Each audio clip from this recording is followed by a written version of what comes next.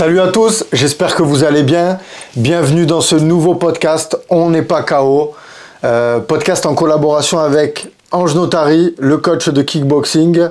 Ange, comment tu vas? Ça va Kevin, tranquille et toi? Ben ça va impeccable. Je suis super content d'être ici avec toi. C'est partagé. Hein. Donc on fait ce podcast chez toi. Est-ce que tu peux nous expliquer un petit peu où on est? Rapidement, en gros, comme tu sais, tu connais un peu mes liens avec le milieu de la musique un petit peu aussi à côté. Et voilà, on est dans notre studio qu'on a fait avec mon frère. C'est plus son studio à lui aujourd'hui, donc c'est le Whip Records, c'est le nom de l'association. Et écoute, il nous prête le studio pour faire la vidéo, il a fait la musique du générique, voilà.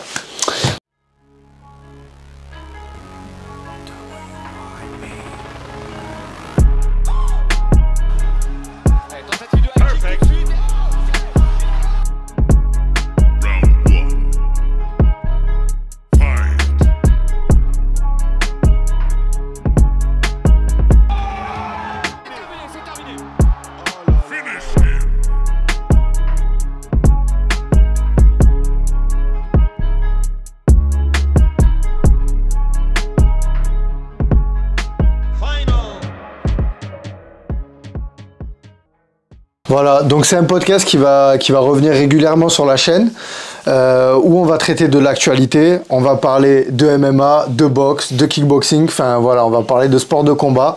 Donc voilà, moi j'ai envie qu'on rentre dans le vif du sujet. Ça a été un week-end assez mouvementé, il y a pas mal d'actualités. Ouais, quand même, ouais. On va commencer avec l'actualité te concernant le club, la Nuit des Champions. Là c'est local, hein, on parle d'une organisation de pied-point dans le sud de la France, à Marseille, la famille Roméas qui organise ça depuis, c'était la 30e? La 31e. 31e. Apparemment c'était un succès. Raconte-nous. Moi j'y étais pas, j'ai pas été, mais j'ai vu les images. Très ça avait l'air d'être une grosse soirée. Ouais, écoute, de toute façon, pour le coup, on va, je pense, profiter de temps en temps sur ce genre de format pour parler un peu des choses locales aussi. Et du coup aussi du pied-point, c'est vrai que moi, pour le coup, je suis plus spécialisé là-dedans. Hein, moi, je suis dans le kickboxing. Donc, la Nuit des Champions, ouais, d'un très très gros événement, un des plus gros événements en France, je pense, de pied-point. Donc, on dit kickboxing, mais c'est dans les règles du K1 Rules, qui s'appelle aujourd'hui, depuis cette année, le K1 Style. C'est comme ça, c'est la fédération qui a décidé. Et donc, écoute, on avait une carte magnifique, une soirée magnifique.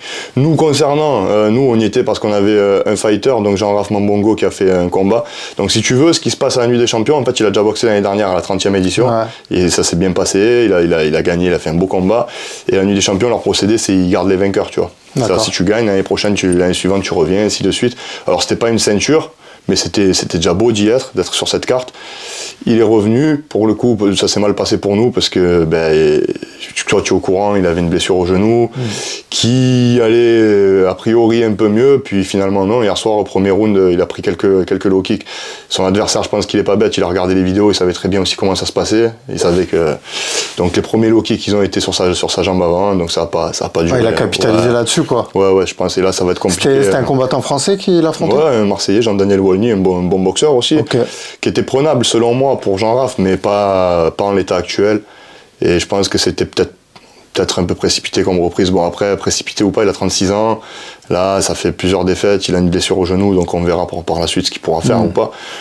Mais bon, voilà, sinon, hormis notre partie, la partie team Notary, on va dire, c'est une très très belle organisation. Bravo à Rémi Parra qui a gagné le tournoi, qui n'était même pas prévu. Donc du coup, il y avait un tournoi à 4. Donc c'était des moins 65 kilos. Il faut savoir que Rémi, il est monté en catégorie. À la base, il boxe en moins 60. Là, il a combattu en moins 65. C'était un peu l'outsider de la poule parce qu'il faisait partie du reserve fight. Il n'était pas dans les 4 sélectionnés. Il était là au cas où un se blessait au premier tour. Et il fallait qu'il gagne son reserve fight et le gagnant pouvait, voilà. Sauf que Amidouche, qui faisait partie du tournoi, donc dans le tournoi, il y avait Amidouche, à la base, Amidouche, Edine Slimani, Lorenzo Sammartino et Aitor Ibanez, un espagnol aussi, que franchement des très très bons boxeurs de niveau international. Et Rémi Parra n'était pas là-dedans. Amidouche signe au Glory, donc il va bientôt combattre aux collisions. Donc il ne peut plus participer, comme c'est dans 2 semaines, il sort de la poule. Rémi Parra intègre le tournoi. Il passe le premier tour, il passe le second tour, magnifique, enfin, franchement. Et là où je souligne le truc aussi, c'est que si tu veux, Rémi, il est déjà 3 fois champion du monde Waco Pro. Et j'ai vu vraiment hier soir quand il a pris cette ceinture que c'était... J'ai senti que c'était quelque chose de supérieur en fait. Tu vois, en fait, on a déjà eu cette discussion ensemble. Les ceintures de champion du monde, c'est bien, hein, attention, hein, quoi qu'il arrive, la WACO, l'ISCA, même WKN et tout, c'est des bonnes organisations mondiales. Mais t'as des organisations prestigieuses comme ça où il n'y a pas de ceinture et où le fait de repartir avec la ceinture de l'événement, des fois, c'est plus significatif encore. Que prendre un titre WACO, ouais. Ben, les titres WACO, des fois tu as des titres vacants, des fois tu vas prendre un mec, c'est pas vraiment le deuxième au classement, tu vois, c'est pas là à la nuit des champions, celui qui prend là par exemple cette année il y avait 3 ceintures en dehors du tournoi, il y avait 3 main events. Les main events, c'est à chaque fois c'est les gagnants comme je t'expliquais de l'année précédente. Donc l'année prochaine ils vont revenir, ils vont remettre leur ceinture en jeu. Donc en théorie, c'est censé être de plus en plus dur chaque année. Donc quand tu viens prendre une ceinture, même sur un seul combat à la nuit des champions, tu sais que prendre une ceinture de la nuit des champions, c'est parfois plus prestigieux que prendre une ceinture de champion du monde WACO Pro. Parce que là, par contre, l'adversaire en face, tu sais que c'est du lourd quoi qu'il arrive. Que c'est pas toujours le cas sur des championnats du monde. Et tu sais que même sur un championnat du monde, quand un combat, une date elle est fixée, ton adversaire il se blesse, on peut te mettre n'importe qui en dernière minute. Parce qu'il faut pas annuler un championnat du monde. Sauf qu'au final, le combat, quelle valeur il a? Tu vois, souvent sur les titres, sur certains titres, c'est le parcours que tu vas regarder pour pouvoir être légitime au titre, plutôt que le combat qui t'a permis d'avoir la ceinture, parce que les combats, des fois, eux-mêmes, tu te dis... tu vois je sais pas l'adversaire qui est en face, tu te dis, donc si en le battant lui, ça veut dire que tu es champion du monde. Non, je pense qu'il faut plus regarder l'éligibilité que tu as eue pour pouvoir prétendre à cette ceinture. Si la WACO ou l'ISCA, ils ont dit que tu es assez bon pour y prétendre, ils te mettent quand même un bon adversaire. Ouais. C'est pas toujours le meilleur de ta catégorie. Oui, bah voilà. Ça, c'est souvent pour les titres vacants, par contre. Hein. Après, quand il y a un mec qui a déjà une ceinture, si tu veux sa ceinture, faut le battre. Ouais, faut le ça, battre, c'est le même principe. Après, ça, on est d'accord. Mais la nuit des champions, quoi qu'il arrive, voilà, tu vois, c'est un truc, tu vois, là, en plus, donc, dans le cas de Rémi Parra, il y a 2 combats en plus dans la soirée. Il peut être fier de lui. Donc très belle soirée. Donc ça a été pour toi le fighter de la soirée, Rémi Parra? Oui, parce que forcément, il fait 2 combats. Il fait 2 combats de victoire. Que j'ai vu qui a combattu dans votre organisation, Rémi, ouais, Choc des Gladiateurs. Il fait partie. Alors pour le coup, je pense qu'on l'a repéré. Il n'était pas encore champion du monde quand on l'a repéré. Il n'avait pas encore pris son premier titre de champion du monde WACO Pro. Il avait que 5 ou 6 combats pro. Là, il en a maintenant 19 pour 16 victoires, je crois. Il s'entraîne où? Il est de quel team? Il est à la team Cacharias à Perpignan. Dans le sud. Ah ouais, ok. Très bonne team aussi, très bonne team. Et lui, en plus, c'est un mec vraiment humble, avec de très bonnes valeurs et tout. J'aime bien le mec et franchement, je suis content pour lui. Ouais, donc un nom à retenir. Un nom à retenir, il combat déjà au Japon, il nous a représenté, représenté la France, entre guillemets. C'est vrai qu'on n'entend pas beaucoup parler de ça, des combattants français qui partent dans les organisations. Ouais, on en a parlé en privé.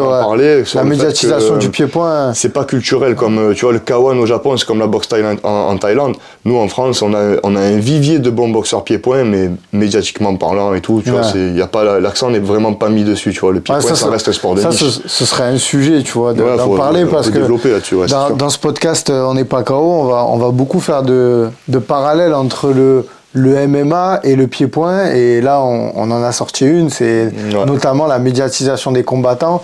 Tu vois, moi je t'avais dit que j'étais pas hypé d'aller à cet événement, bien que c'est une organisation prestigieuse et respectable, mais il n'y avait pas de, tu vois, ce combat qui vraiment, alors oui, c'est des combattants connus dans le milieu. On a parlé, en fait, on avait ce parallèle. Toi, tu m'as parlé d'une carte MMA où c'est moi pour le coup qui connaissais pas grand monde. Après, c'est normal. Moi, je les connais parce que je m'intéresse au pied-point et pas seulement. On peut en parler. Tu m'as parlé de la RES et que sur la RES qui va arriver donc à Marseille, au Palais des Sports. Tu connais qu'un seul combattant. C'était lequel? Je me rappelle même plus. C'est Jordan Zebo. Oui, qui est malheureusement connu. Et là, je trouvais dommage que tu connaisses pas son adversaire, Vincent Delguera, qui est un combattant. Il a combattu en plus en pied-point. Et après, il y a des noms. Tu vois, le nom, tu l'as déjà entendu. Oui, j'ai déjà entendu ce nom, mais c'est pas pour autant que tu sais qu'il y a des noms, tu les as. Je te mentirais si je te dis que je me suis déjà arrêté sur un de ces combats ou que. Bien sûr. Après, c'est le hasard qui fait que. Tout à fait. Tu as de très bons combattants que je connais pas, parce qu'après, ils sont combien il y a de combattants? Tu suis principalement ceux que tu connais, et moi après comme on avait parlé avant, la casquette de coach, si tu veux, fait que le temps qui m'est imparti pour regarder de la boxe, je vais plus cibler sur ce qui nous concerne. Plus, tu vois, par exemple, le Glory, qui est une des plus grosses organisations mondiales. Aujourd'hui, je connais pas 50% des fighters qui sont au Glory, mais parce que j'ai pas le temps de regarder tout le monde. Je regarde plutôt les combats des combats comme ça qui vont être diffusés sur YouTube, sur des médias peut-être, tu vois, mais que on est susceptible potentiellement de proposer tel adversaire à un de nos boxeurs. Ou oui, parce que voilà, en parallèle, et d'ailleurs, je pense que les personnes qui vont regarder ce podcast, j'espère d'ailleurs que vous avez regardé les 2 reportages que j'ai réalisés sur le club de la Team Notary. Un sur le club et un sur l'organisation, donc qu'ils organisent au Lavandou. Et donc, vous avez des combattants amateurs. Professionnel aussi? Professionnel, on en a 2 actuellement. Voilà. Mais actuellement, on a surtout un gros vivier d'amateurs. Ouais. Et c'est pour ça que tu fais ce travail de regarder beaucoup, d'analyser pour pouvoir... parce que tu sais que même les amateurs, ça circule les vidéos. Alors que tout ce qui est en championnat et tout, c'est compliqué de trouver des éléments, mais quand tu boxes dans des galas, les vidéos, ça sort, parfois ça sort sur YouTube. Et moi, j'estime que ce travail qui doit être fait pour les pros, pourquoi il ne serait pas fait pour les amateurs? Bien sûr, bien sûr. Non, mais ça se fait, même en MMA, ça se fait énormément maintenant. C'est comme, j'ai envie de te dire, aujourd'hui, ils sont tellement nombreux à vouloir percer là-dedans que même les amateurs, ils font des cuttings. C'est devenu quelque chose de... Tu vois, ça, c'est intéressant. Moi, je suis pas forcément pour ça. Mais à un moment donné... Tu es obligé, quand ton adversaire le fait, tu vas pas arriver avec un... J'imposerai jamais le cutting à mes boxeurs, c'est-à-dire l'essentiel, c'est que les mecs ils se sentent à l'aise et qu'ils soient bien, tu vois, au moment du combat. Pour autant, voilà, tu dois t'aligner, comme tu dis, c'est un minimum. Il faut prendre en considération ces choses-là. Tu peux pas les ignorer. Et c'est quoi qu'on disait, du coup, le parallèle que j'avais fait avant de parler du cutting? C'est déjà égaré. Non, on parlait des adversaires. Oui, de l'analyse. Tu regardais, voilà, en fait, si tu veux, voilà, tu regardais plus ce qui se fait localement. Et ouais, l'amateur, voilà. En fait, c'est ça que je voulais. L'amateur, il s'expose au même risque que le professionnel. C'est pas le casque qui, tu vois, le casque qui protège un peu les arcades, mais c'est pas, tu vois, c'est un KO, ça reste un KO. Bien sûr. C'est une commotion cérébrale quand c'est un KO à la tête. Donc, de toute manière, même au vu de la fédération, ils sont soumis aux mêmes règles. Quand tu prends un KO, il faut aller faire un scanner, il faut renvoyer un papier en moins de 28 jours, sinon, en théorie, ils sont censés te couper ta licence.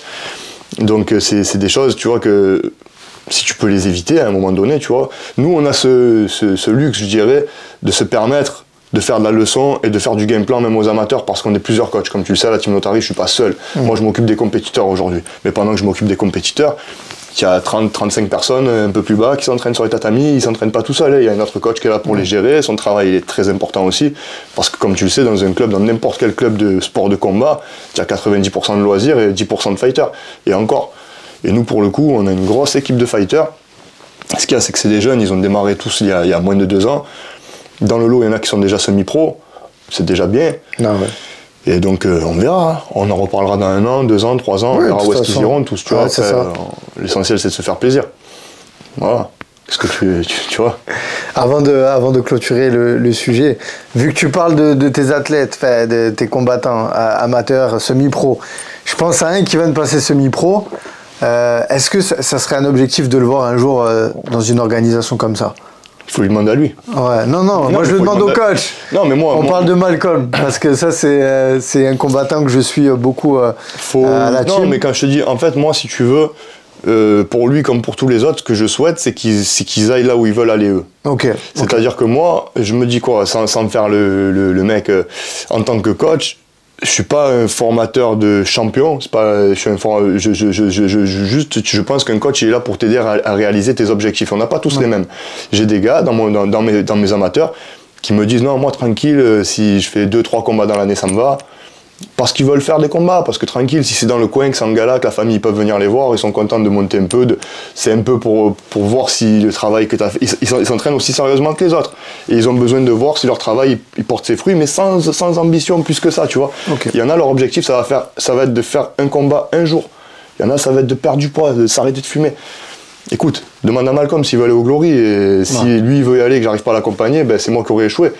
On aura échoué ensemble. En fonction si de maintenant l'objectif. Il me dit moi, peu importe, du moins j'aimerais juste passer pro et tout, ben on ira jusqu'à ce qu'il passe pro, et puis voilà, tu vois, mais on ira là où il veut aller. Je pense que le but, il faut pas regarder juste celui qui va le plus haut, parce qu'à ce moment-là, je m'occupe que de mon meilleur boxeur, je fais comme beaucoup, au lieu de m'occuper de toute une équipe d'amateurs. j'en prends un, deux, les deux meilleurs, je m'occupe d'eux à fond et on essaie d'aller le plus haut possible. Et puis quand il va me niquer, après je serai déçu. Donc, d'accord ou pas? Ouais, non, c'est sûr. Ouais. Il faut se faire plaisir, non, mais je parle pas pour eux. Ouais, non, c'est vrai. On en parlait encore hier, même avec d'autres coachs et tout. Tu vois, 80-90% des boxeurs, ils finissent par te baiser, tu vois. C'est pas méchant, c'est juste. À qui tu fais référence là? Je fais référence à personne, je fais référence à tout le monde ou à personne. C'est-à-dire que vraiment, je pense à personne. Quand je te dis ça, je te dis juste que.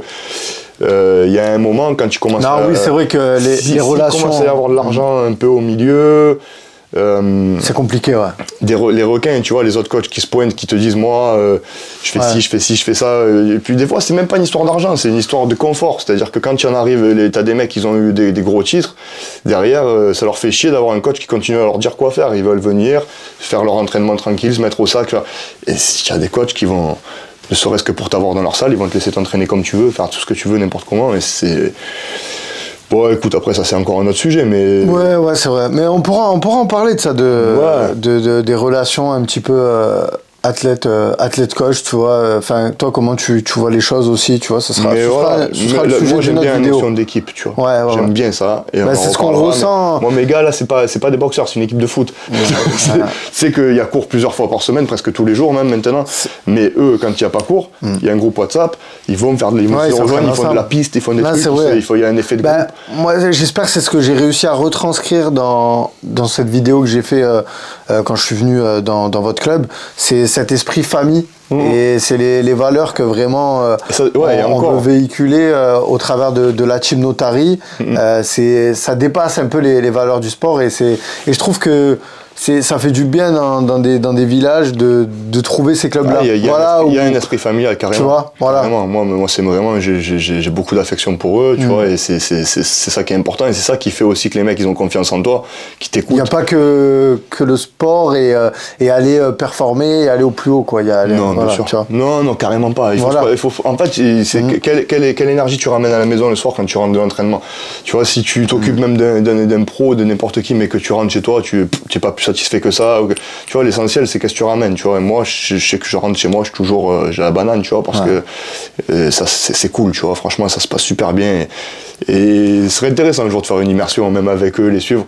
C'est vraiment, tu vois, je faisais le parallèle avec le foot, des fois, c'est vraiment le même nombre. Ils sont 10, 11, ils sont 11 dans l'équipe. C'est un sport collectif et c'est chacun pour son cul, tu vois. À partir d'un certain niveau, ils sont ensemble, mais c'est très individuel. Je sais pas si tu vois ce que je veux dire. Parce que tu sais très bien que tu peux sauter à tout moment. Et là, c'est un sport individuel et ils sont ensemble. Je sais pas si tu vois ce que je veux dire. C'est rigolo. Tout à fait. Quand il y a un mec qui boxe, les autres ils sont tous ensemble avec. Et puis ça se déplace, ça vient que tu vois quand tu. Moi, c'est ce que j'aime beaucoup dans les sports de combat, c'est que certes, le jour J, il n'y a qu'un seul boxeur. Il ramène la force du club, tu vois, exactement. Mais il y a tout le monde, il y a un staff. Hein, c'est un sport individuel, mais qui rassemble énormément de monde et l'entourage, on n'en parle jamais assez. Non, carrément. Enfin, voilà. Après, derrière chaque athlète, tu as des sparring partners, tu as des collègues, même des mecs qui sont à la salle, qui font même pas de sport, mais qui sont là pour te soutenir, pour te conduire un jour à droite, à gauche. Tu les vois, ces gars. Tu vois, on aura l'occasion d'en parler lors d'une prépa ou d'une échéance d'un des combattants. On en parlera, ce sera intéressant. Carrément. Est-ce qu'on passerait pas au deuxième sujet? Je t'en prie. On va parler de Jake Paul et Mike Tyson. C'est l'actu, hein. Les gars, on a dit on est dans l'actu. Donc Jake Paul, Mike Tyson. Jake Paul, youtubeur qui quand même a fait un beau parcours en boxe anglaise. On peut dire ce qu'on veut. Voilà, mais carrément, je suis d'accord avec toi. Mike Tyson, est-ce que je dois vraiment présenter Mike Tyson? C'est une légende vivante. Je pense. Le mec, je vais juste dire un peu ce que j'ai dit dans mon post. Moi, en fait, je respecte les deux côtés. Je respecte, en fait, Jake Paul, le parcours du noblard, d'aller affronter, même d'avoir la possibilité et d'avoir, tu vois, l'audace d'aller affronter Mike Tyson. Je pense que c'est pas tout le monde à son âge qui va le faire. Tu me diras ce que tu en penses après. Et Mike Tyson, certes, il n'a plus rien à prouver à ce sport, mais je pense qu'il avait à se prouver à lui-même. Et à 58 ans, la shape qu'il a sortie, bon, on peut dire ce qu'on veut, il prend peut-être des produits, peu importe. En tout cas, à son âge, Moi, j'ai été ambulancier, j'ai vu des personnes à 58 ans qui pouvaient plus marcher. Donc aujourd'hui, voir une personne avec sa carrière, aujourd'hui arriver encore à monter sur un ring et tenir tous ses rounds face à Jake Paul qui est jeune, qui est en forme, ben franchement ça c'est respectable. Après on pourra dire ce qu'on veut, oui c'est pour l'argent, ceci, cela. Moi j'ai trouvé la cause belle, bien que franchement, tu vois, j'aurais pu avoir un esprit un peu critique. Mais non, j'ai trouvé ça beau et j'avais envie au moins de pouvoir voir Mike Tyson en direct un jour, tu vois, combattre. Ouais, voilà, rien sûr. que pour ça, je veux remercier Jake Paul d'avoir pu organiser ce combat. Je sais pas toi ce que t'en as pensé. Après, on peut parler du fight en lui-même. Hein. Bon, moi, je suis mitigé sur le sujet. Il a pas perdu. C'est ça que j'avais peur, moi. C'était que Mike Tyson, il prenne un KO. Et t'imagines l'image. Là, ça aurait été... Entre nous, après... Quoi parce que Jake Paul, il a pas voulu le mettre KO. Alors ouais, je trouve que c'est facile de dire ça après le combat. Non, c'est pas tu crois facile, qu'il se serait pas... Non, je te garantis, Kevin. Ah, arrête. Écoute, j'en ai parlé encore hier soir avec des coachs d'anglaise, hier soir, à la nuit des champions. Ouais, mais c'est facile de dire ça, personne n'était pas sur le ring. Non, je pense que il a respecté. Ouais, complètement, c'est du show. Ils ont fait un sparring. Alors, Jake Paul a fait un sparring. Tyson, s'il avait pu le coucher dans les 2 premières reprises, il l'aurait fait. Parce que c'est beaucoup de critiques que j'ai Moi, c'est mon analyse. Ouais, non, mais... Tyson, il a pas fait un sparring. Parce que lui, il a 58 ans et il a tout donné. Je vais tout donner, je vais faire ce que je peux. Mais Jake Paul, il aurait pu. Entre nous, il aurait pu. Franchement. Ben, franchement, moi, j'ai du mal. J'ai du mal parce que crois-moi, quand il a pu éteindre des mecs du MMA... Non, mais il a 58 ans. S'il met KO, c'est bad buzz, là, s'il met KO. Ben, c'est ce qu'il cherche. Mais déjà, affronter Mike Tyson, pour lui, c'était du buzz. Tu peux pas, là, il tue sa carrière, là. Parce que c'est évident. Toi, tu penses qu'il a retenu ses coups? C'est pas je pense, je le vois. Ok. Ça se voit. Pas il a retenu les coups, il a pas enchaîné. Tu vois, il enchaînait pas. Quand il touchait sur un coup, normalement, encore plus en anglaise, quand tu sens que quand le mec, tu l'as touché, t'enchaînes. Quand Tyson il prenait une droite, derrière il suivait pas avec le crochet ni rien. Alors là c'était trop flagrant. C'était moins flagrant que Mayweather et Conor. Ça c'était un beau combat. C'était un beau combat, mais c'était pas truqué. Non, c'était pas truqué. C'est juste que Mayweather il était payé à la minute. Donc il a arrêté le combat 1 minute avant la fin. Bien sûr. Non, écoute, je sais pas si franchement, tu l'as pas vu ce ralenti. C'est pas. Moi j'ai du mal. Tu as pas vu ce ralenti, tu l'avais envoyé. Non mais moi j'ai du mal ça à croire ces choses-là, de dire oui. Je veux dire les mecs se montent sur un ring et je pense que s'ils peuvent se mettre KO. Ça c'est comme en MMA. Regarde Ngannou Joshua. Et ben là. Ça aurait dû se passer pareil. Mayweather McGregor, s'il avait voulu, ça aurait été aussi vite. En fait. C'est la même comparaison, c'est juste la catégorie de poids qui descend, mais c'est la même chose. Si, non, Mayweather c'est un malin. Bah écoute, les gens ils diront en commentaire avec qui ils sont d'accord. Ouais, moi alors les gens, j'espère qu'ils cherchent bien cette vidéo où tu vois Mayweather esquiver, regarder la joue de McGregor qui n'a pas de garde, la mâchoire, et il met sa droite dans l'épaule. Dans l'épaule. Ouais, non, mais tu me l'as renvoyé. Ouais, mais après, un mec comme Mayweather, c'est pas un problème de précision. Nous, on voit ça derrière nos écrans avec le recul. Peut-être que, tu vois, sur le moment, le feu de l'action, je sais pas c'était au combien de rounds, tu vois. Donc, mais j'entends ce que tu dis. Et on n'est pas dans les petits papiers, on sait pas. Mais moi, j'ai toujours du mal à croire dans les sports de combat qu'il y a du trucage, quoi. Tu vois. Tu fous. Ok. Il y en a toujours. Et au-delà du combat que... Non, c'est pas du trucage, ça, pour moi. Ça, c'est du show. Non, mais voilà. Pas confondre, c'est du show. Mais le trucage, même, je pense que là où il y a des paris et tout, sûrement, ça doit encore se faire, tu vois. J'en sais rien, hein, j'ai pas d'exemple, tu vois, mais je pense. Après, ça, même des fois qui dit, aller jusqu'à la décision ou des trucs comme ça. Du moment où tu as une fédération au milieu et tout, je pense que ça devient compliqué tu vois. Mais dans certaines choses, dans certains trucs, ou que tu as des boxeurs qui se couchent volontairement, pas dire que ça n'existe plus. Je pense que ça existe encore. Ouais. Moi, je pense. C'est rare, hein, mais ça existe encore.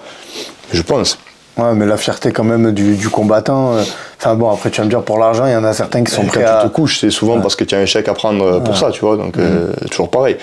Et pour en revenir au combat de Jake Paul-Tyson, c'est qu'une histoire de chèque. Tyson, tu crois que... Non, Tyson, c'est pas pour son... Je pense pas qu'il ait quelque chose à prouver, je pense que non, mais à lui-même. Tu vois, il a dit pour ses enfants. Justement, c'est le poste qu'il a... C'est le poste qu'il a mis après. Tu vas pas dire à la caméra, tu vas pas dire dans les médias, je fais ça pour l'argent. Mais je sais Non, pas oui, combien il a proposé. Il y avait une histoire j'ai entendu une histoire de 40 millions pour Jake Paul déjà. Donc oui, non, mais de toute façon, déjà, il y avait un contrat avec Netflix, rien que ça. Déjà, Netflix, alors juste, puisque tu parles d'eux. Ça a bugué. La haine. Franchement, j'ai envie de les boycotter là. Moi, j'ai pas regardé sur Netflix. Haine, je suis resté réveillé exprès. Ouais. Alors, je crois qu'il fallait regarder sur le portable. J'ai entendu que. Ça marchait mieux sur le portable, mais c'était même pas en direct. Parce que ça marchait bien, mais ça marchait bien avec un quart d'heure de décalage. Déjà, ça, je pense qu'ils ont dû prendre énormément d'argent parce que. Je crois que c'est la première fois qu'il y a un combat de... Ils étaient pas prêts, parce que là du coup tous les pay-per-view, enfin c'est pas des pay-per-view, c'est des abonnements à 6 balles, tu vois, c'est moins cher qu'un pay-per-view. Ouais, mais je veux dire, c'est Netflix qui a dû les payer, tu vois, il n'y avait pas de pay-per-view en fait. Non, mais ou peut-être que oui, il y en a qui se sont abonnés à Netflix. Ça veut dire quoi? Ça veut dire que t'as plein... un pay-per-view, normalement c'est 15 balles, Netflix ils font ça à 6-7 euros, donc ça fait pas cher pour voir un combat, pour revoir Tyson boxer. Ouais, mais je pense que même tous les gens qui étaient déjà... Combien de gens se sont abonnés à Netflix juste pour voir ce combat? Déjà, mais je pense qu'il y avait aussi beaucoup de gens qui étaient abonnés. Ils sont pas prêts, ils font pas souvent des directs, ils étaient pas prêts, je pense, à avoir autant de monde en direct en même temps. C'est vrai. Et si tu veux, jusqu'à 5h40, ça marchait très bien. Là où les mecs, ils ont tous mis leur réveil, ça a commencé à bugger, j'étais comme un fou chez moi. J'étais en train de péter un câble, j'arrivais pas. En plus, c'est vendredi soir, enfin bon. Après, c'est vrai que c'était sur Netflix. Ni sur la télé, ni sur le téléphone, ça buguait. Au final, je me suis endormi sur le canapé, je l'ai vu à 7h30 du matin. Après, tous les fans de la boxe anglaise, ils vont me dire que c'est une honte.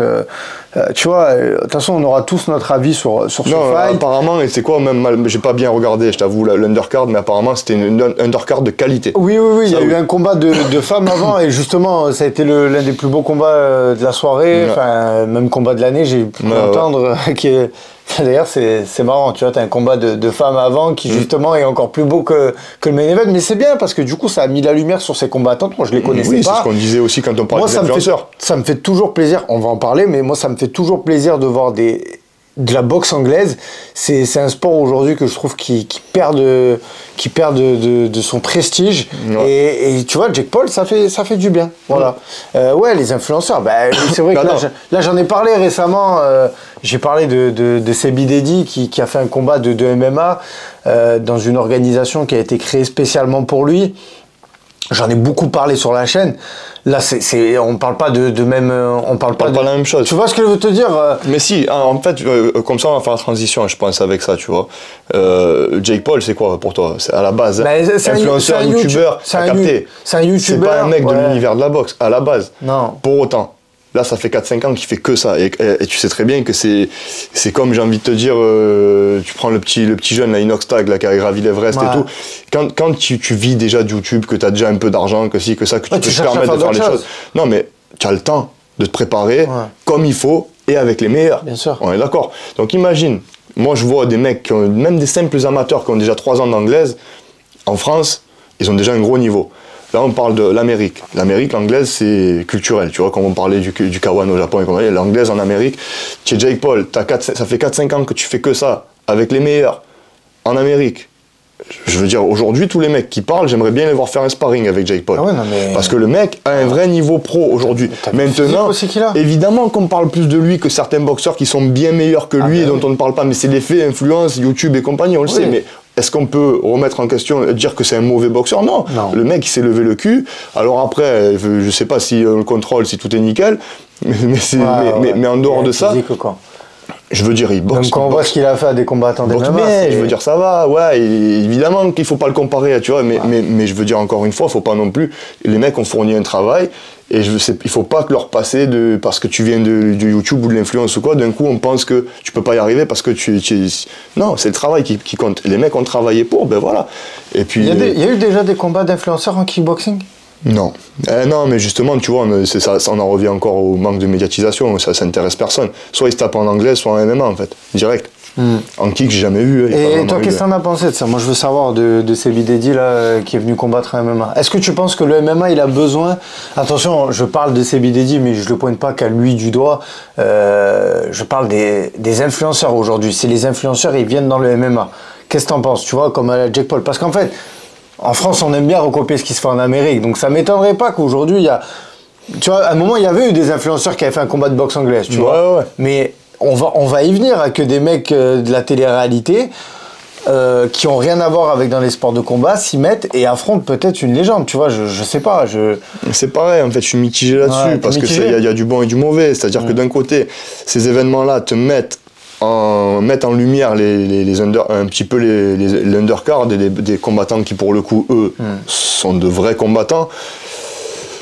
Pour le reste, en fait, ce qui me dérange, c'est quoi? C'est que ça va être la course aux vues, la course aux abonnés, parce qu'aujourd'hui, en fait, c'est pas une histoire de youtubeurs ou d'influenceurs, c'est une question de personnes qui sont beaucoup suivies. Comme tu es beaucoup suivi, tu ramènes beaucoup de monde. Comme tu ramènes beaucoup de monde, tu vaux plus cher.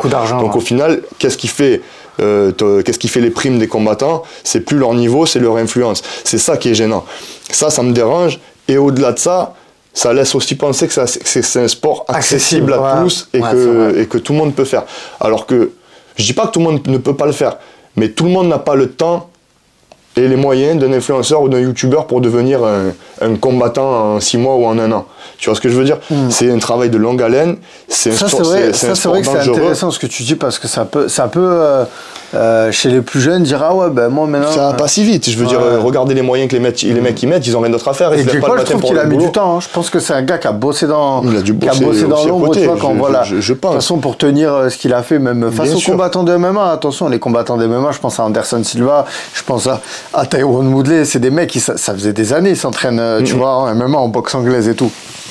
Arriver à tenir la dragée face à ces mecs, donc franchement c'est respectable. Voilà. Ouais, bien sûr, non mais après le travail il est fourni et tout, enfin, bien sûr. Moi tu me l'aurais dit, il affronte Mike Tyson, j'aurais jamais cru ça. Hein.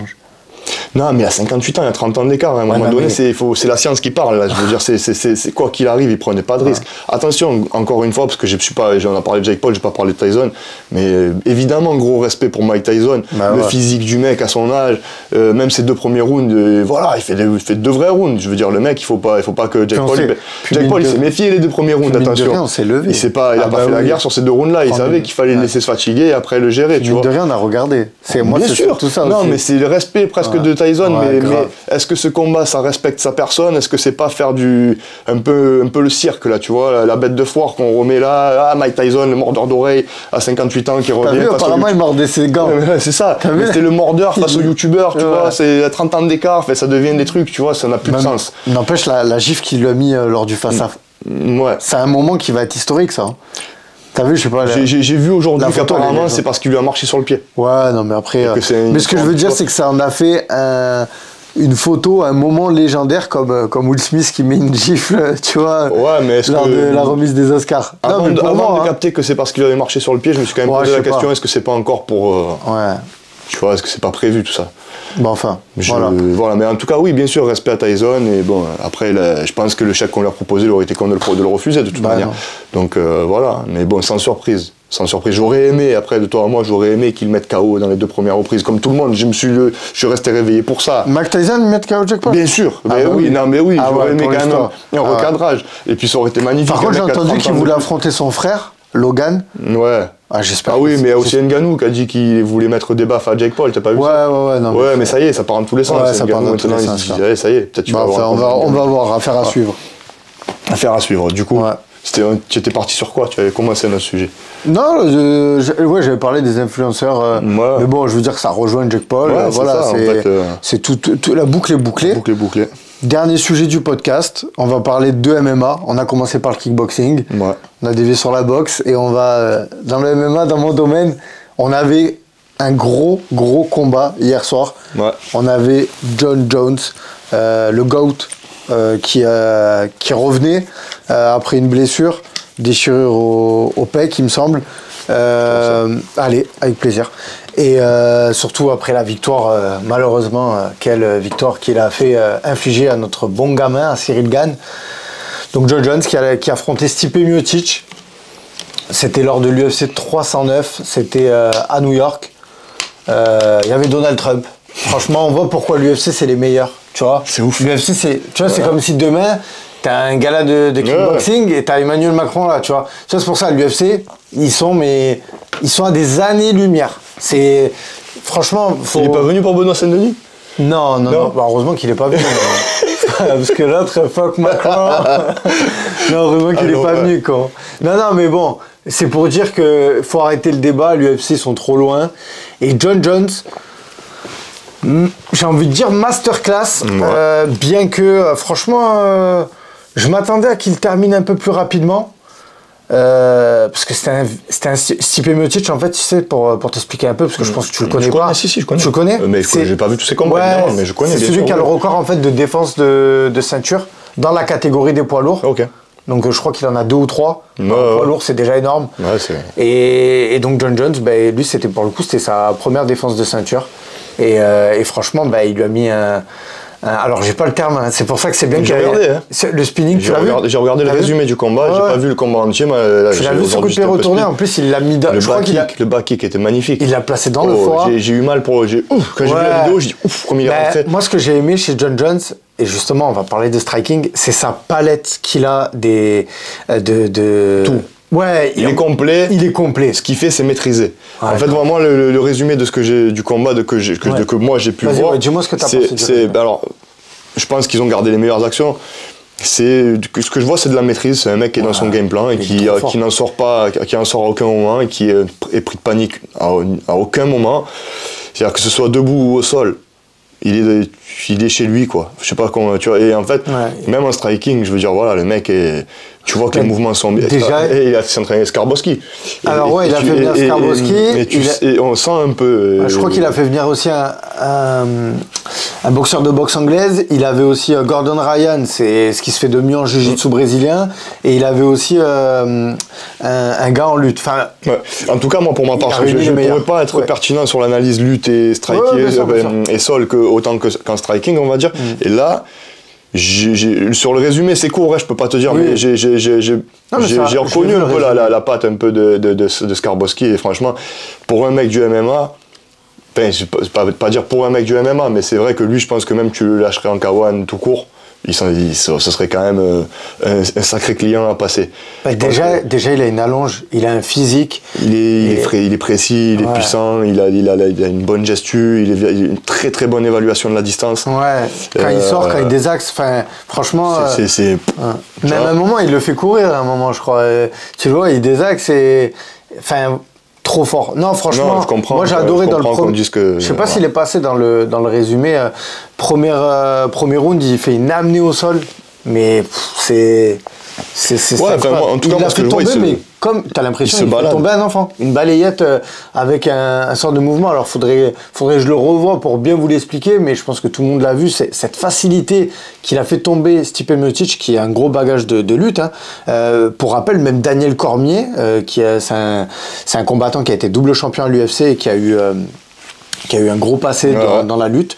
Il a été champion, je crois, du monde de lutte, enfin bref, ou les Jeux Olympiques. Les gens ils m'excuseront, mais en tout cas, ce que je veux dire, c'est qu'il a même pas réussi à mettre au sol Stipe. John Jones, il l'a martelé de coups de coude. Ça, on sait qu'il a au sol, il a cette facilité à mettre des coups de coude. En plus, je te l'ai dit, mais debout, il a 2,15 m d'allonge.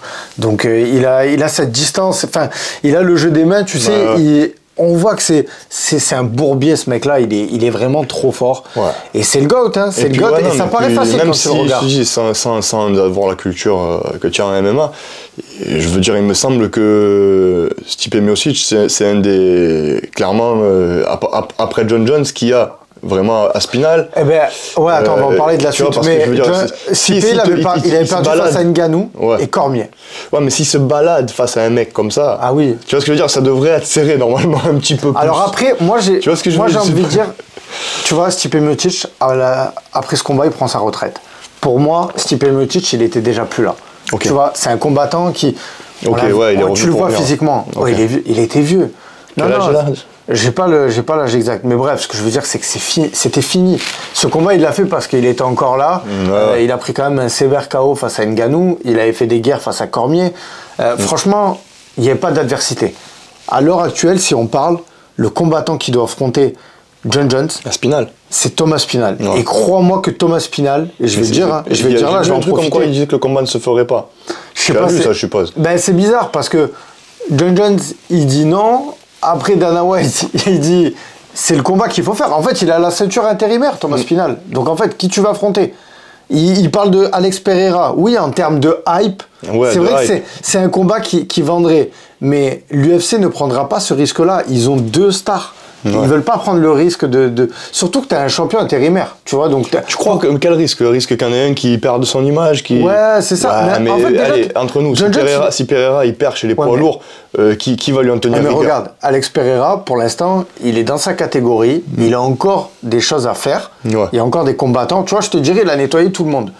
Mais non, il reste encore il y a un combattant qui s'appelle Ankalaev, qui est daguestanais, qui est sur une série de victoires de malade. Il lui faut son combat. Déjà, on veut voir ce combat parce que on veut répondre à l'interrogation de la lutte. On veut voir Alex Pereira face à un vrai lutteur. Tu vois, déjà ça. Et John Jones, dans sa catégorie, il y a encore Thomas Spinal. Tu vois, il a fait sa montée en poids lourd. Il y a de quoi faire encore. Et Thomas Spinal, il attend sur le côté, le mec. Tu vois, donc moi, je comprends Dana White. Maintenant, je pense que là, le bras de fer, actuellement, il va avoir lieu. Ça va être sur l'argent parce que il est très très fort, John Jones. Il sait qui affronter. Et c'est aussi il a une intelligence dans le combat, mais il l'a aussi en dehors du combat.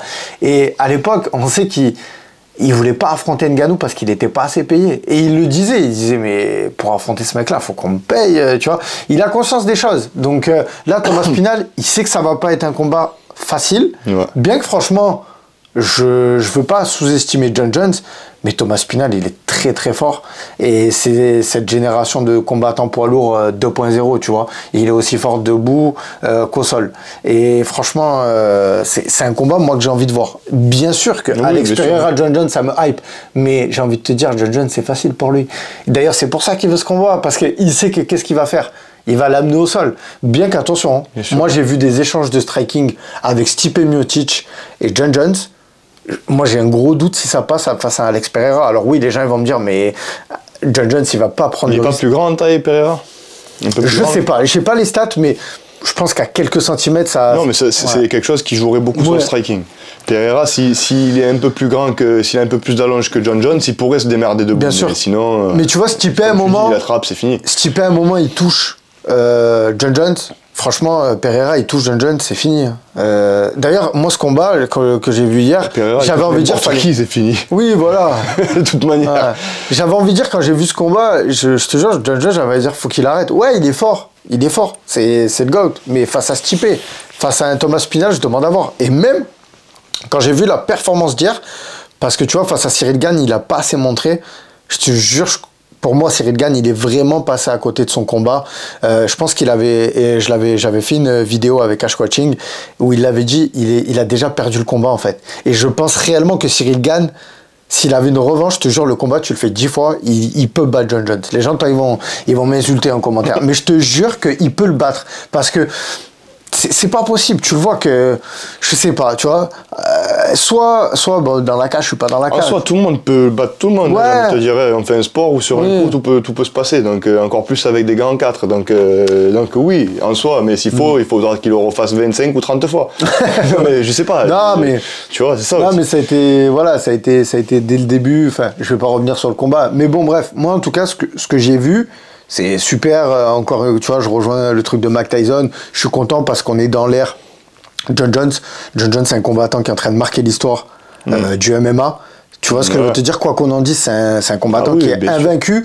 Il a, je veux dire, il est arrivé à 23 ans, à 20 ans, je crois, à l'UFC, enfin, à 23 ans, il était champion. Le mec, aujourd'hui, t'as vu l'âge qu'il a. D'ailleurs, c'est pour ça qu'il est autant exigeant sur ses fights, il combat pas beaucoup et tout, parce que le mec, voilà, il a un héritage qui est énorme. Et je pense que ça doit peser sur lui, tu vois. Et puis même un prestige à tenir, je veux dire, à un moment donné, il peut pas perdre contre n'importe qui, il peut pas perdre tout court même. Et d'ailleurs, c'est ce qu'il a dit, hein, il a déclaré en conférence de presse, il a dit, faut que l'UFC me paye, en fait, que je gagne ou que je perds, tu vois, j'en ai rien à faire, quoi, en fait. Et c'est l'argent qui va arriver à ce stade-là. Mais moi, je trouve que c'est dommage que hier, il n'ait pas posé les gants, tu vois. Voilà. Maintenant, j'ai envie de voir le combat face à Thomas Spinal. Je pense qu'on aura l'occasion d'en reparler si ce combat il s'officialise. Ça me hype. Et voilà, même face à Pereira, ça me hype. Hein. Ouais, voilà, donc, bien sûr, mais évidemment que ça, moi aussi. Mais... Donc voilà. Donc c'était tout. Après, il y avait eu Charles Oliveira, Chandler, je sais pas si t'as checké. J'ai pas vu, non, pour le coup. Ouais, bon, c'était un combat. Moi, j'étais déçu de ce combat. Je m'attendais à. Ben, franchement, j'aurais pas parié la décision. Ils ont été. En fait, pour te dire, c'est deux combattants qui ont des finishes. Ils ont que des finishes. En fait. Et là, pour le coup, ils sont allés à la décision. C'était Michael Chandler, plus petit, très crapu. Tu vois, qui casse la distance, qui frappe fort tu vois, le combattant des MMA un peu bodybuilder bourrin. Et en face, on avait Charles Oliveira, c'est l'artiste martial complet, jiu-jitsu, tu vois, qui vient de la shooter box. Et c'était un beau combat, attention, mais j'en attendais un peu plus. Voilà, j'en attendais un peu plus. Voilà. Après, tu sais, juste pour finir, hein, mais. Donc j'étais un peu déçu de cette UFC, comparé à celui qu'on a vu avant, avec Khamzat Chimaev et Robert Whittaker. Regarde, pendant que toi tu regardais l'UFC, moi j'étais à la nuit des champions. On va finir sur ce qu'on a commencé. Et pour répondre à ce que tu viens de dire, très souvent, quand tu as deux gros combattants qui s'affrontent, tu mets tes attentes beaucoup trop haut. Oui, ça c'est vrai. Et le souci, il faut bien se dire un truc, c'est que c'est pas parce que c'est les deux meilleurs que le combat sera 2 fois meilleur. Au contraire. Il va être 2 fois plus chiant. Parce que les mecs, ils vont se méfier tous les deux. Parce qu'ils n'ont pas nécessairement des box compatibles. Des combats, peu importe de quel sport on parle. En plus, c'était une revanche, là. Il s'était fait mettre KO, tu vois. Donc, en fait, t'as des fois, l'opposition, tu as une vraie curiosité à savoir qui va gagner, mais le combat est chiant. Et si tu veux, attention, hein, c'est là, par exemple, moi, je te disais, on parlait de la Nuit des Champions, très très belle édition, que des beaux fights. Mais pour le coup, et ça, c'est la faute à personne, hein, surtout pas aux organisateurs. Pour ma part, je trouve que la 30e édition, la physionomie des combats était plus belle. La carte de cette année, plus prestigieuse. Mais il y a la carte et il y a qu'est-ce qui se passe concrètement le soir même. Les KO, les ci, les ça, comment les boxeurs, la compatibilité des box. T'as des combats où c'est pas forcément compatible, ça va s'accrocher, ça va, tu vois. Mais toi, en tant que fighter ou en tant que coach, t'es là pour faire plaisir au public ou t'es là pour gagner? Non, t'es là pour gagner. On s'en bat les couilles du reste, tu vois. Donc à un moment donné, chacun doit faire son taf et faire ce qu'il doit. Donc à un moment donné, il faut parfois avoir la stratégie d'un boxeur plutôt que se dire ah, il a pas fait la guerre comme je voulais. Non, il y a une strat à avoir, il y a quelque chose, tu vois. Et donc à un moment donné, moi j'arrête avec tous les trucs. Quand j'ai trop d'attentes, j'essaie de plus m'attendre à rien en fait. Tu vois, je me dis juste on verra bien ce que ça donne. On verra bien, c'est vrai. Et à l'inverse, des fois, tu as des combats que tu t'intéresses absolument pas. Et il y a des guerres incroyables, et tu as des combattants qui émergent comme ça après certains combats, tu connaissais ni l'un ni l'autre. Mais justement, le fait aussi que les mecs ne se connaissent pas, ils se méfient pas autant, ils se livrent à des guerres plus généreuses. Et donc en fait, voilà, je pense que ça répond un peu à l'histoire. À tes attentes aussi sur ce combat. Ouais, non, c'est ça. Je pense qu'il y a un peu de ça aussi. Enfin voilà, écoute, c'était un petit récap de l'UFC. Enfin voilà, après, je ne suis pas rentré dans le détail de tous les autres combats, mais j'ai voulu parler des principaux. Et puis voilà, hâte la suite pour John Jones. Et pareil pour Charles Oliveira, on verra la suite. Est-ce qu'il va affronter le gagnant de Islam Makhachev contre Arman Tsarukyan? Ça, c'est un combat aussi. Mais on en reparlera. Petit teasing. Prochain épisode qu'on va... Déjà, les gars qui sont restés jusque-là, merci pour votre écoute. J'espère que vous appréciez le format, l'échange avec Ange. Voilà, comme j'ai dit, on n'est pas KO. Épisode 1. Le deuxième, il arrive bientôt. Et le deuxième... On va parler d'une opposition qui va nous rassembler, autant le monde de Ange Notary, le kickboxing, mais autant celui de Kevin d'Afterfight, le MMA. C'est le classico, Marseille-Paris, KSW, Wilson Varela contre Saladin Parnasse. Et hier, j'ai envoyé une story, j'ai mis Wilson, tu nous ramènes cette ceinture à Marseille. Et tu sais quoi? S'il gagne, les gars, je veux qu'on l'invite. Je veux qu'on l'invite et qu'il vienne avec la ceinture là. Wilson, sur cette vidéo, tu vas venir poser qui nous la ramène à Saint-Loup. Pour le coup, voilà, je le connais déjà pas au Marseille Fight Club. Mais c'est il est pas loin, on est à côté. On connaît son coach, de la team, enfin, son coach de pied-point de l'époque, en tout cas la team Payan. Je parle de Jean-Michel Fossard. Et voilà, moi je parlais c'est intéressant, on pourra parler des deux. Voilà, on en parlera. On va pas développer aujourd'hui. Non, on va pas développer. Mais voilà. On est hypé par ce combat. Gros respect pour Saladin Parnasse, c'est que je trouve que c'est un très très bon combattant. Je suis pour le gars qui vient du pied-point. Non mais même il vient du sud, il vient du pied-point. Le gars qui vient de chez nous. Varela, du coup, forcément, pour ce combat. Pas, il nous en voudra même pas. Voilà, gros respect. Franchement, c'est un combat, j'espère qu'ils resteront un maximum debout. Ça va rester debout. Enfin, je pense. Je pense en plus. On va terminer là-dessus, mais Wilson, il est parti s'entraîner à Kingscliff. Il a pris ça très très au sérieux. De toute façon, j'en attendais pas moins. Hein. Il affronte Saladin, c'est une galère. Ça va être un beau combat. Donc voilà les gars, de toute façon, on va refaire une vidéo où on va parler intégralement de ce combat. On va peut-être un peu retracer le parcours de Wilson en pied-point. Peut-être pas beaucoup de gens le connaissent. Et on va reparler aussi du parcours de Saladin Parnasse. Enfin voilà. Ange, on en a terminé. Ouais. Merci pour l'accueil dans le studio. Ouais, merci à ton frère pour ce magnifique générique. Franchement, c'était un plaisir d'enregistrer ici, à Tourves, dans le village emblématique de la team Notary. Et il y a de belles choses qui arrivent, les gars, vraiment. Donc, abonnez-vous à la chaîne, likez la vidéo. N'hésitez pas à me dire en commentaire ce que vous avez pensé de notre premier échange et de ce nouveau format qui arrive sur la chaîne. Un petit rendez-vous mensuel. C'est ça, on va essayer. On peut délocaliser par mois. Et carrément, on va bouger, ouais. Mais ce sera ce format-là, quoi. On essaiera de le faire le maximum possible parce qu'on a des emplois du temps chargé, toi. Voilà, donc on va essayer, les gars, de faire ce qu'il faut en fonction de l'actualité et toujours venir avec des sujets assez intéressants pour vous faire kiffer. Je vous souhaite une bonne soirée et on vous dit à très bientôt. Ouais.